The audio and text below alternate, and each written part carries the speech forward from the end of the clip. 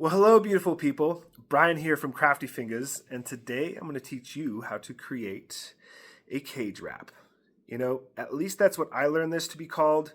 12, 13 years ago when I saw this style for the first time, the person called it a cage wrap. So I'm going to call it a cage wrap. I'm sure there's a dozen different names or more of this style of wire wrapping. I'm just going to call it a cage wrap because that's what I learned it to be called. Anyways, so in this video, we're going to go through how to create this bezel that goes all the way around the stone, and then several contact points on the front and the back that essentially lock the stone into place so there's no wiggling in the stone, and then a nice hole for the necklace to go through, your bail. And we're going to keep it really minimalistic, nothing exciting except we're highlighting the stone here. So in this video, we're going to go over the tools we need to create this, and the wire we use, and some wire we can experiment with as well, and then the basic concepts for starting your first set of cage wraps just like this one.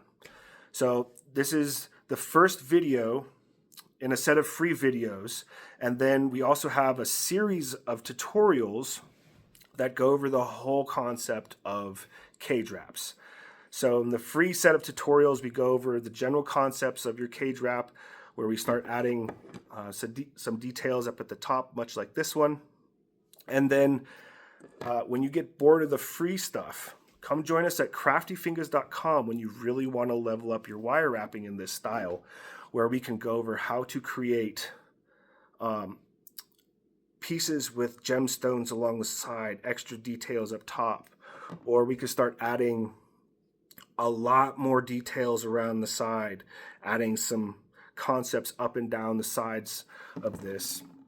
And then if you really want to hang on and go through a series of paid tutorials with us and really want to level up your work, we can teach you how to create your very own double-sided masterpiece where all angles are worked, much like this one. So without further ado, let's get to wrapping. Well, hello all you beautiful people, crafters and wire workers. Welcome to Crafty Fingers Tutorials, and today we're going to start by creating this wire wrap right here. And this is going to be the very start of our journey through the Crafty Fingers Cage Wrap system. So let's go over everything we're going to need for this tutorial. First, our stone. This is what I chose. A teardrop cab will be the easiest to learn on. And these are the tools I use. These are pretty expensive, but if you wanted to learn more about the tools we use and started with, go ahead and check our website, craftyfingers.com/tools we use. And next is our wire. We're only using 21 gauge square and 21 gauge half round for this pendant, but if you'd like to check out other wires, go ahead to our website, craftyfingers.com/various types of wire, and we'll go over different types of wire we use. Now for measuring the wire, I typically just do this visually, but I'm going to give you measurements for the sake of the tutorial. Now what's labeled in red is what we need to go around half the pendant and create the bail. So we have to double that to go all the way around and create the bail. Here in blue is pretty much just going around the pendant with some excess. And here's another angle. In red, we're only going to need one wire to go all the way around and create the bail. And in blue, we're going to need several that go around and have a little bit of excess. So for the one wire that goes all the way around the stone and creates the bail, we're going to need it to be about 200 millimeters. So what I'm doing with my hands here is about roughly 100 millimeters, and then I double it, and that's how I get my length. It doesn't need to be perfect, it's just a rough estimate. A lot of times I prefer excess anyways because I like to use those for details. So what I'm going to do is I'm going to cut 5 lengths of 100 millimeters, and I'm going to use those lengths to get an idea of how thick this stone is. So I'm going to get them nice and flat as though I were beginning the bezel, and see how thick this stone is. And it looks like I'm going to need one additional wire because we have the 200 millimeter bail wire that's going to go on top, and then I'm looking at one more on the bottom. So we're going to have 6 total lengths at 100 millimeters, and our longer 200 millimeter wire that will be long enough to make our bail. Then what we're going to do is bind all these together as a grouping.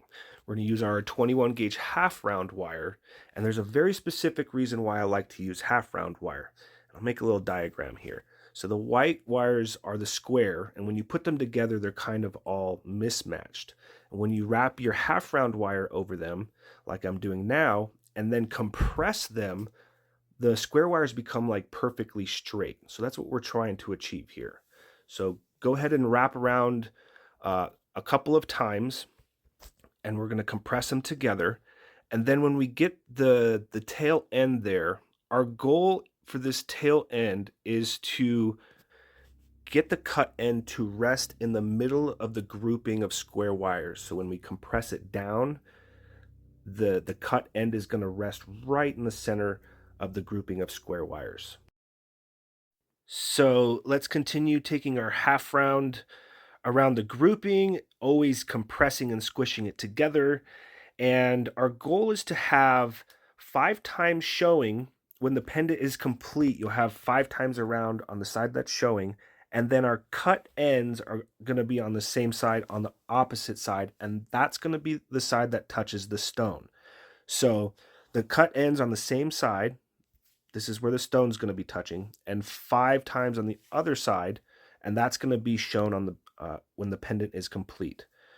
So for this tutorial, we want 5 of these binding spots, so we need to create 4 more. And I'm just going to skip ahead and do that for us. That way I can save some time. But essentially, we want all the cut ends to be on the same side, and on the opposite side, make sure that there's 5 times around. Because once you're done with that, what we're going to do is move these binding spots to be more evenly spaced around the stone. So I kind of rotate it around to get an idea of where they're spaced. Because if you look in this picture, this is the finished pendant. What we want it to do is look more even, so that when we bend the wires that hold the stone, we want them to be more symmetrical and even. So we're going to move these binding spots by gently clamping down on the square wire, not so hard as to scar it, but enough to scoot these half round binding spots over to essentially their final resting place. So these blue lines here are where they're going to rest on the stone. And you'll see in this picture, these binding spots, this is what it's going to look like. So the binding spots are going to create this symmetrical look of this pendant. So we're going to spend some more time and make sure that these binding spots are exactly where we want them to be. So this might take you several times of taking the stone and rotating it around to make sure that these binding spots are right where they need to be. Maybe you use like a dry erase marker and kind of mark on the stone where you want it to be, and then move these binding spots where you want them to be.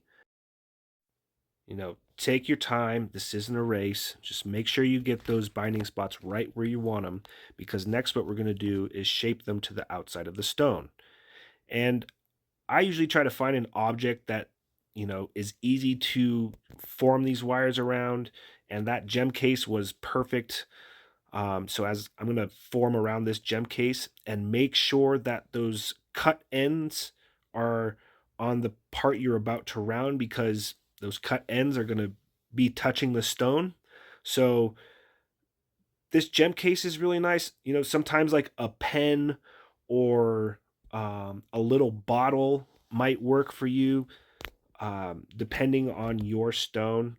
I always find weird objects like this. Maybe it's a bottle cap or a soda bottle or something. But once you get that kind of pre-shaped, we can start forming it around the stone. Once we feel we have this formed to the bottom of our stone, we're going to start with our attachment points. I don't know what else to call these. So for the course of this tutorial here, we're going to call them attachment points.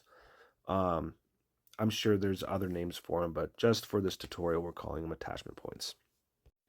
And what I'm doing here is essentially creating the attachment points that grip and lock the stone into place. And we're going to do this on both sides. And what I'm doing is creating kind of like a fulcrum, and I'm using the right side of my pliers here and resting it up against the binding spot. And I'm going to rotate my pliers clockwise to lift the attachment point wire and bring it up in so that it will lock the stone into place. Now, I'm not doing it too much because I don't want it to cover the stone, but I'm doing it just enough to lock the stone into place. And here I'm using the left side of my pliers, the very tip of the left, and then I'm going to use the right side of my pliers to rotate that attachment point wire into place. Again, take your time. This isn't a race. There are many ways to go about doing this. This is just one of the few ways that I've learned how to do this that has stuck with me. I'll show you other ways to do it in future tutorials in this cage wrap system. But our goal right now for this tutorial is to make them all look the same. And as you can see, the four we got on each side look really close to being the same. So we're going to try to put the stone in and see how it fits. So it looks like it fits pretty good, but the problem is the stone isn't touching the edge of the bezel. And what's happening is the back of the stone is resting perfectly against the attachment point wires, but this front side that's more rounded, I need to bend these wires up a little bit more. So what I'm going to do is also use a fulcrum pressure and kind of rest the bottom end of the pliers on the bezel essentially, and then kind of pry that attachment point up a little bit. So that way, when the rounded section comes up against the bezel, it's going to lock in the stone a little better and form to the stone a lot better than if it were straight like it was before. And let's go ahead and try to put the stone in and see if it fits now that we've pried that front end up a little bit. And it fits perfectly. So take your time and do whatever you need to make sure that stone fits perfectly. Because now what we're going to do is we're going to bind both groupings of 7 wires that are creating the bezel. We're going to bind them together right up at the top. Now, there's a very specific reason why I wanted you guys to do a teardrop shape, because this section right here is really easy. Right at the tip of that teardrop shape is where we're going to bend the wire. And we want to bend these groupings of wire so that when they meet, they come up together nice and flat and flush up against each other. That way, when I get these groups of wires together, it's going to be 7 wires perfectly next to 7 wires. Now, if you use like 4, 5, or 6 wires for your bezel, just make sure that they line on top of each other perfectly so that it's 4 on 4 or 5 on 5, etc.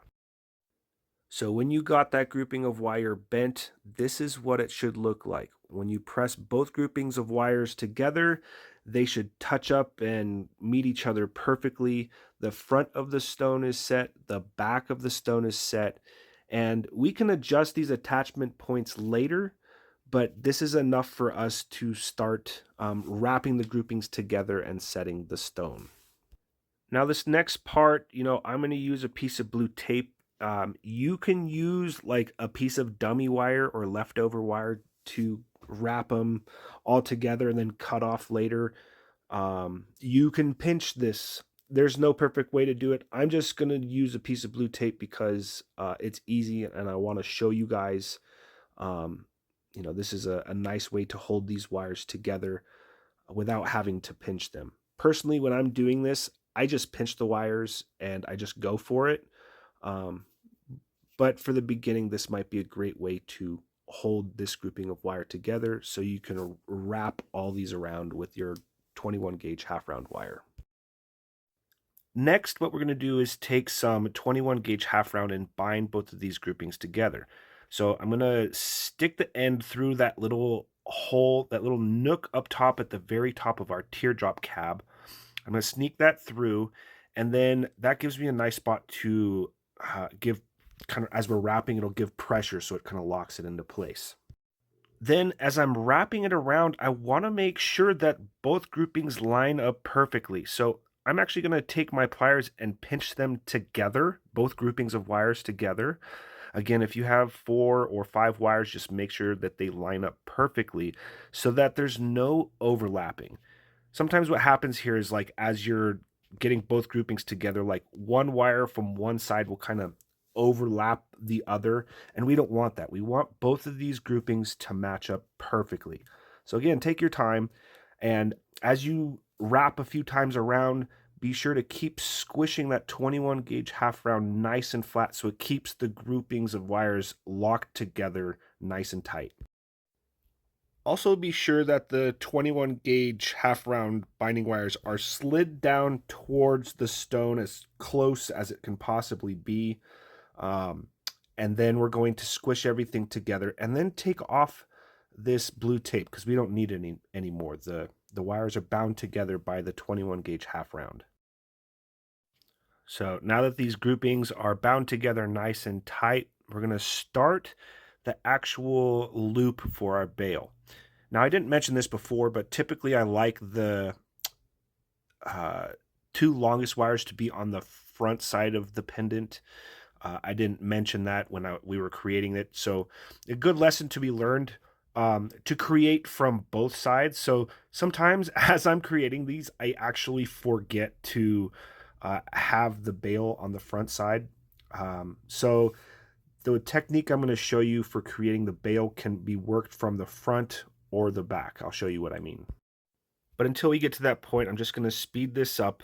But I wanted to show you guys when we're coiling with 21 gauge half round, just to be aware that sometimes the half round can kind of twist and it'll start to kind of rest at an angle and the coiling will look really weird. So even when you're coiling, be sure that you take your time coiling so that the 21 gauge half round continuously rests flat over both of these square wires here.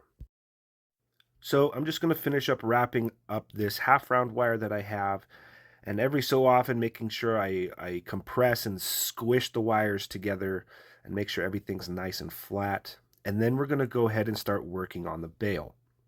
What I need to do is get rid of that tail end of half round, and I'm just going to cut that so that the end is nice and like tucked in as much as possible in that hole. So if you can kind of get your flush cutters kind of in there and cut it so that you're not going to feel the end. This is very important. You don't want to feel that end. So clip it so that it's resting up inside there so no end is going to be scratching. Because if that's on bare skin and you have a scratchy, that you're going to feel that and have a very unhappy client or self if you're wearing the piece. And next, what we're going to do is separate our groupings of wires so that they essentially make a T. Now, in later tutorials, you'll see that these are the wires we're going to make lots of details with on our piece, but we're going super minimalistic with this tutorial. So we're just going to be cutting these super short and bending them downwards. So now that we're done separating the groupings, we're just going to start forming our bail. Now, bail size is up to you. I like to give my clients plenty of space for option of size of necklace, but that's up to you. In the meantime, what we're going to do is continue wrapping that 21 gauge around until it meets that T where we separated the wires. So we're going to go ahead and kind of bend that back the way it was so it's easier for us to wrap. One of the goals is to try to make it as easy as wrapping as possible and not to make it as difficult as possible. So we're going to just wrap 3 more times around until that 21 gauge meets that area where it's a T. So this looks perfect. We're going to cut our end so that's on the inside of the bail. We don't want any ends or cut ends exposed on the back because we're going to feel those. So we want to tuck our wire ends in where they aren't going to be felt. And in this case, it's on the inside of the bail. So it should look something like this when you're done. Now, I didn't give any direction of this in the beginning of this tutorial. The long wire, your bail creating wire, if you're working from back to front, it's going to work just the same. Don't fret. Um, I actually make this mistake all the time, even though my preference is going from front to back like I am in this tutorial. I do it all the time where I forget and it'll go from back to front. So this next part will work either way, back to front to back, as long as we're really tying down this bail section here. So what we did there was V out our grouping of 2 wires and then wrapped them to the front. And what I want you to do is, if you have a shorter wire, I want that wire to go above the longer wire so that it's literally right below our T. And then the longer wire, we're going to wrap downwards, down towards the stone, but we're going to keep this wire as tight as we can up against each other. So it almost looks like a coil. Now, if possible, we want this to go around completely at least once. Sometimes I don't have enough excess and I'll have to start over, unfortunately. But this one we had enough times to go around like 2.5 times. And I want that end to be right in the middle of the grouping, because that our leftover ends is, when we fold them down, is going to cover this wire end that we're cutting right here. So clip that wire end so that it's, when you press it down, it's going to rest right in the middle, just like this. And then we're going to go ahead and continue wrapping the other wire. And so this is how I wrap this other wire around to be nice and clean. It's gone under both of our groupings of wires, and then I'm going to bring it back up into the bail. So I'm going to clip off this end, and when I bend that tail end down, we're going to try to make it so it meets the front of the bail. So the tail end there just like goes right in between the T, and it'll look nice and clean in there. So now we have a secure bail and a nice big hole for pretty much any size necklace. And now on to one of the last parts of our pendant.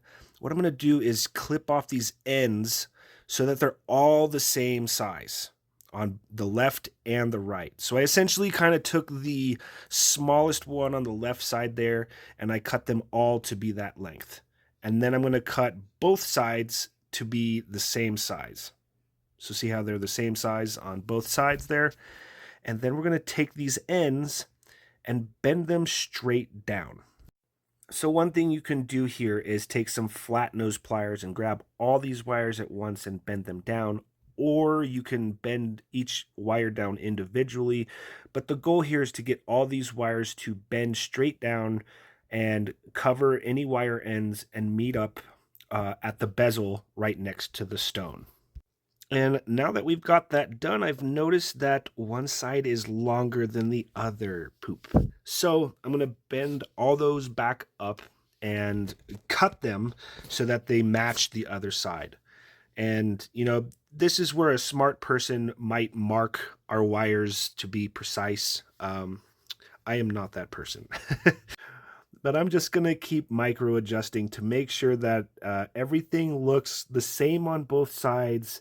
I'm going to compress the wires up against the center there, not too hard as to scar, but just to nicely press them up against the center there.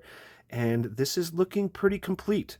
Now, this is the part where we got to spend some time and go through the whole pendant and just make all the micro adjustments for finishing. This also includes adjusting our attachment points. So we might go through and kind of push those attachment points in a little bit more, or kind of make them a little more symmetrical. If it doesn't feel like it's grasping or locking the stone in place, you'll want to bring those out a little more.